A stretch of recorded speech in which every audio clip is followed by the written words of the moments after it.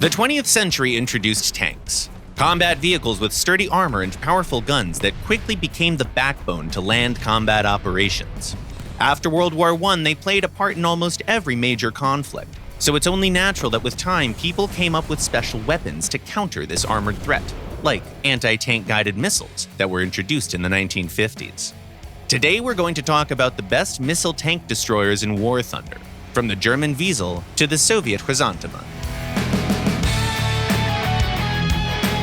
The first vehicle on our list is the UDES-33, a Swedish missile carrier. It might look almost harmless at first glance, but make no mistake, this tiny vehicle is a very efficient killer.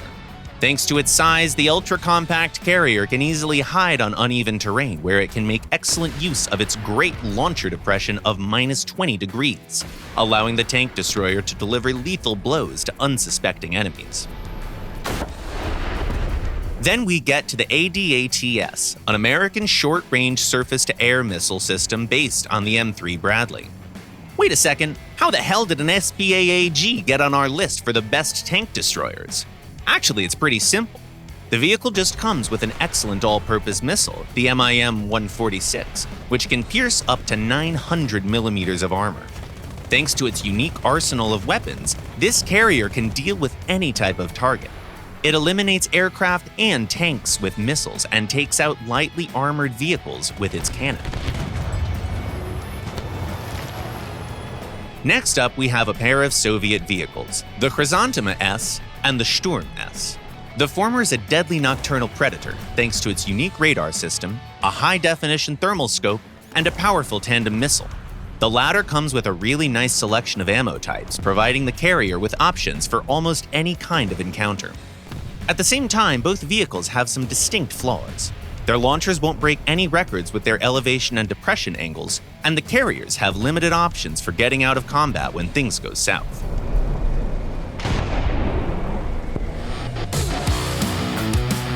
The vehicle that almost made it into the top 3 is the German Raketenjagdpanzer II, armed with the HOT anti-tank missile system.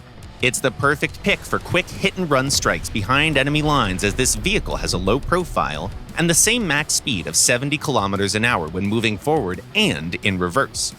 HOT anti-tank missiles are semi-automatically guided, making those raids significantly less risky. But keep in mind that the launcher has limited traverse and takes quite a while to reload. The bronze goes to the CM-25, a Chinese missile tank destroyer. Basically, it's a modified M113 APC that was fitted with TOW missiles, including the TOW-2B variant that uses flyover, shoot-down warheads that destroy their targets through their roof. With a missile like that, the target might have all the armor in the world and it still won't save them. It's worth noting, though, that this APC is not particularly mobile and doesn't have much armor itself, so be careful. The second place goes to the M901, an American ITV. If you're no stranger to ground battles, you're probably well familiar with the distinctive profile of its turret launcher that has great depression at -30 degrees, by the way. Thanks to that, and the unique design of the vehicle, the M901 can use all sorts of terrain features to its advantage. This tank destroyer performs extremely well at long range and on uneven terrain, but can struggle a bit in urban environments. Finally, the champion of its class is the Wezel 1A2 TOW, a German air-transportable armored fighting vehicle. This tiny carrier is an almost perfect tank destroyer.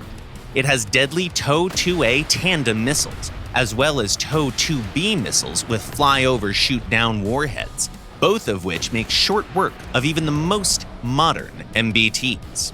The best thing is that this carrier can be hidden behind virtually any cover, from a big rock to a pile of debris.